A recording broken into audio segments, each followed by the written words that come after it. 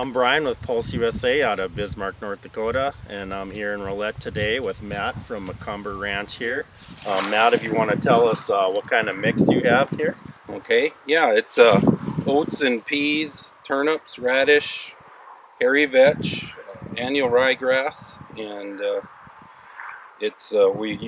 we've been utilizing it as a green chop originally, and then as it after it is harvested, the ryegrass, the turnips, radishes, and the vetch will regrow and are able to utilize it for fall grazing, which has really helped to extend our fall grazing. So you're using it for hay crop as well as a cover crop and a grazing in the fall as well then? Right, yep. We actually, it's been very good yielding, and the feed value is outstanding.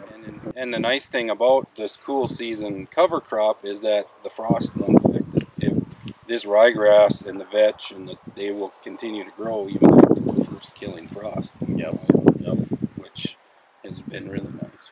We've actually gone from having to start feeding our cows in October to actually extending it all the way to mid-December. And by seeding all this together at one time, it's saving us a pass coming out.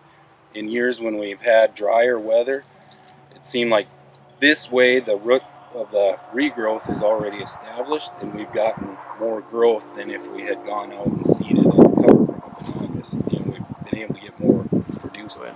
What I'm holding here are purple top turnips, which are from the Brassica family, and we've utilized them to actually add diversity to our operation. We're mainly a grass and broadleaf, like alfalfa were our main crops, and by using these we add diversity to the rotation, which they have a deep taproot that has really helped improve our water infiltration.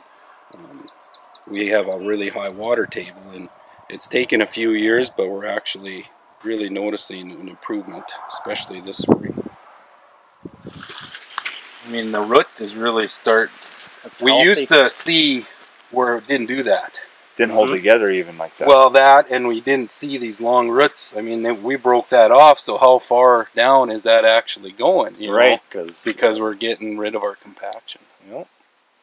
Gives the soil, the roots more room to explore. Yep. Hi, I'm Emily, and today I'm visiting here with Tyler Lang. He's our Pulse USA grower north of Sterling, North Dakota, and today we're going over some different characteristics of our Everleaf oat varieties. So Tyler, in your experience with growing Everleaf, how would you describe the growth habit of it? I would describe it as a true spring oat variety. It has a dark green foliage, erect growth habit, and very good standability.